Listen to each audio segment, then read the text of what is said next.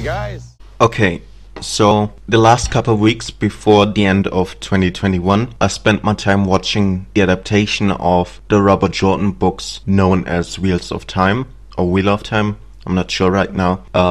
Let me start by saying that I haven't read the books, and most of my knowledge comes from a YouTuber named Daniel Green. He does excellent videos. Should definitely check it out, and I'm gonna link his channel in the video and also in the description. Still, it allowed me to judge the show more objectively, I think, because I judge things differently when I know the source material and when I don't know the source material. It has kind of different merits. Anyway, book fans will tell you that this show fails as a good adaptation, and I will tell you that it fails as good television.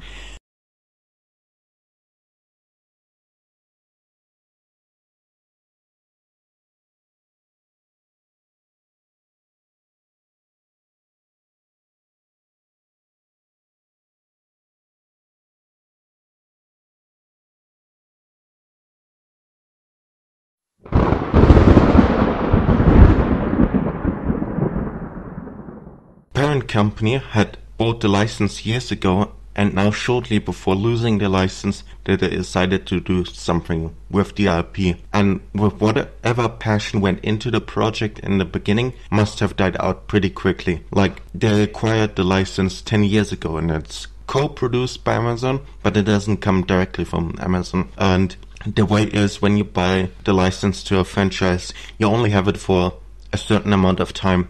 That's, for example, when Fox bought the license, they sat around for a while without doing much about the Fantastic Four until they did the movie in the 2000s when they were nearly running out of it, and that would have meant that they had to give the license back to Marvel.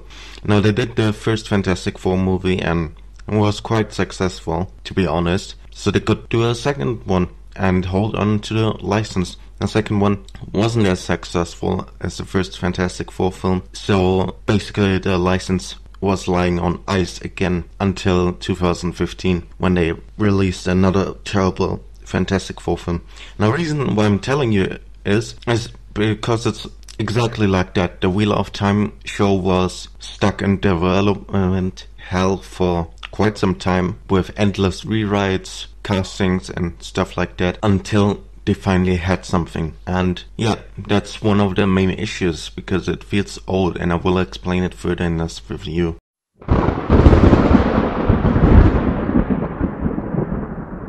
The world has no visual identity in the early episodes, and there's a quality drop after the opening two-part. Take for example Game of Thrones or The Witcher. Both have very strong visual identity, despite being not always strong in the story department, but it helps to immerse yourself in the world.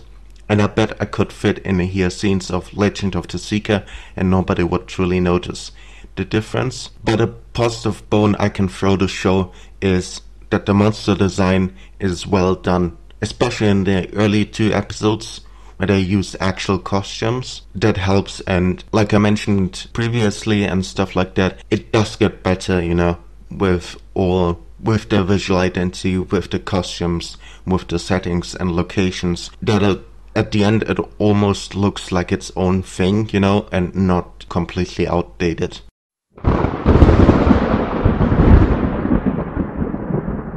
Not only does the world feel a bit lifeless and not memorable, so do the characters. Except for Zoe Robbins, who does a great job of portraying her character Nanive, and it's always nice seeing a former Power Rangers actor somewhere else on screen. Come to think about it, Nanive is probably the best character in this entire show, and also a good role model for what a hero could be like, Doesn't matter female or male, but often I have this feeling that those strong independent female heroes that you see nowadays on television are just they're female but have all the traits that are demonized when a male character has those. So all these toxic traits or signs of toxic masculinity, as you will it, are just projected onto a female character to make them strong and independent, and it kind of feels stupid, but here Nynaeve she's strong, but there's also a great lot of vulnerability, and Zoe Robbins is very good at portraying that, and very talented, by the way, of showing all these range of emotions. But there's scenes where she's cool, and also scenes where she is more vulnerable and more weak, as you will it. And also she's allowed to be wrong in some instances in the show, which is not something and you would see in a different show. But on the other hand, Nynaeve is not even the biggest or the focus part of the show. She's more like an extended side character or like that. And maybe that's the reason why I like her so much. But personally, I found her to be the best character. And maybe Rosamund Pike, here it really depends on the scenes that she is in. And but Rosamund Pike is a seasoned actor and actually way too good for this. Maybe she's a fan of the books and that's why she wanted to do this, but overall she's not giving that much to work with, and I think her character is also a difficult character to portray because most of the Aes Sedai are very stoic and you don't really get to know her motivations. Well, her character Moraine, her motivation for doing what she does, because she operates a bit out of the normal of her organization, and so it's this mysterious thing that keeps going on, and many people, including our heroes, question Moraine often in what her motive is, which gets a little bit annoying because it's not well executed. One moment they are like totally fine with going along Moraine's plans, and then in the next scene they're totally against her and suddenly suspicious again. This has nothing to do with Rosamund Pike. I think she does a fair job. It's just not that super interesting of a character, but still one of the more interesting characters on screen. And I get to another favorite of mine in this character section later. Again, here a positive thing. I think those characters I have to say something about are mostly just positive stuff, and I really like the character of Matt. His actor Barney Harris did a pretty great job of making a charismatic, kind of thievery character to life, and really a great performance by him, although again he wasn't given that much. But here's the thing, halfway through Barney Harris dipped out of the show for unknown reasons, and it's going to be very interesting to see the replacement. I know they cast already somebody else for season 2 of The Wheel of Time, but I don't know or forgot the name, and because Barney Harris, did a great job, of portraying Matt in those episodes, and picking after someone else is not easy, in the same role. It's something every actor has to struggle when they take over the role of the Doctor in Doctor Who, for example. Surprisingly, when I watched the episode, I think it was episode 6, in which Barney Harris left, they obviously had to write out the character, but I didn't feel out of character for Matt doing this in this scenario. And the only reason I learned that Barney Harris left is because of Daniel Green, who I mentioned before in this video and will mention, I think, a little bit more often. Lastly, the worst performance has to go to the actor of Rand, Yasha Stradowski. Maybe book Rand is better in terms of character, but I don't know, he's just so bland. The guy reminds me of Hayden Christensen as Anakin Skywalker. Sadly, I believe there will be no cartoon saving whatever the main character is supposed to be, because you have all these characters, and Rand is your main character, meant for you to emphasize with, get into the world and look through his lenses, but he's not that interesting. Really, he isn't. And and also his romance to one of the female characters, not Nineveh. I'm not gonna waste my breath on other characters of the main cast because they're just not worth to waste my breath on. But yeah, because he has this love triangle with this girl who's also considered to be maybe the prophesized hero with one of his childhood friends, and that's not mad, but it's not well executed. And honestly, I don't know,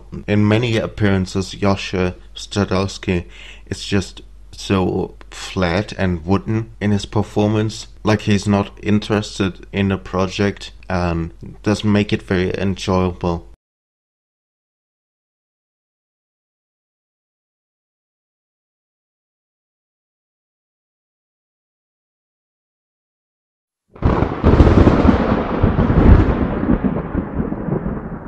The story starts off good with our leads being introduced. That means Rand, Matt, Nineveh, and the Blends. So essentially, Moraine, played by Rosamund Pike, comes with her protector Lan to a small city or town and finds a group of 5 young villagers who all could be the prophesized hero named the Dragon Reborn, which is an extremely powerful channeler who broke the world once. Now, the Dragon Reborn is prophesied to either save the world from evil, known as the Dark One, or break it once more. And from here on, it spirals into a Guess Who story of who could be the Dragon Reborn, while also trying to tell bigger stuff and establishing the world. It doesn't really work, simply because of what I already explained in part 3 of this video. Apparently, the mystery aspect wasn't as big of a part in the book this season is based on, but I digress. What I wanna say is that I have seen such mystery plot unfold in the anime adaptation of Rocker Braves of the Six Flowers, where it was executed so much better despite less runtime. And I wanna just say that Rocker Brave of the Six Flowers is an amazing anime. It got a ton of light novels, but sadly those weren't adapted for television because the anime adaptation didn't get the love or respect as it should have been in its time. So there's only one season which kind of captures only the first light novel book, and yeah, definitely underappreciated. And if you wanna see relatable characters figuring out who's the one true hero or something like that, Raka no Yusha is the better option. And I mean, you still have the light novels after that, which I haven't read because I couldn't find them online, and I don't do the whole online stuff, so yeah.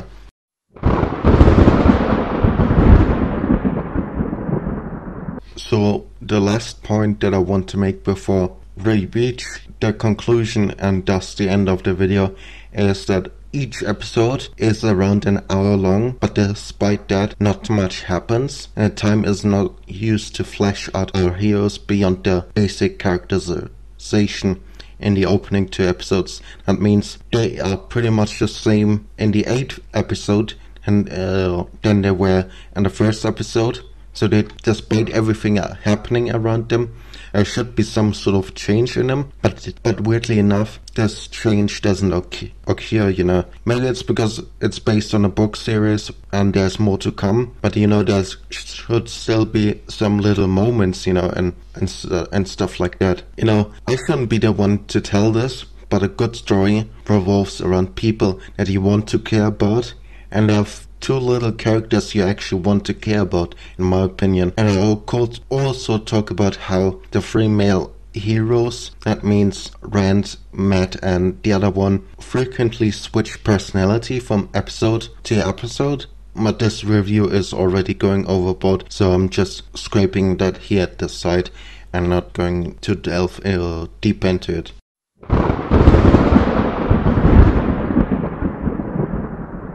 So in conclusion, let me say that the Wheel of Time show would have perfectly fit back when Legend of the Seeker and Earthsea was airing on television. It doesn't really have a place in 2021 or 2022 to say so. It mostly doesn't succeed at what it's trying to do. And I mean, it's trying a lot. The whole world the story takes in is already very matriarchal, and the writers fail in their attempts to woo social justice people. Overall, I can give it a 5 out of 10. I know I said a bunch of negative stuff about the show in my review, but there were some genuine moments, believe me, of good television lying underneath the rubble. I will definitely watch season 2 if they make one. Maybe they learn from their mistakes. I am willing to hope that they learn from their mistakes. And if you like this video, comment and tell me how wrong I am or how right I am. Even consider share subscribing. And I know it doesn't, it just helps this channel and motivates me to do videos, despite me saying that I didn't really care about views or anything like that. But you see, I'm growing older and I come to appreciate those people that watch, and I want to make that clear. You appreciate it here to share your opinions. Also check out my SoundCloud account where I upload remixes. There's a new one coming soon this year, a new album that I plan to do. Also have some other projects that will be coming to this channel. Check out my Instagram account and all that stuff, or don't. I don't force you to anything. But yeah, just let me know if you like the stuff that I do on this channel or anything like that, and we see us next time in another video. Honestly, I don't know what's gonna be about, but you will see. And yeah, be good people. Well, the books are full of words that you read, and the show gets me paid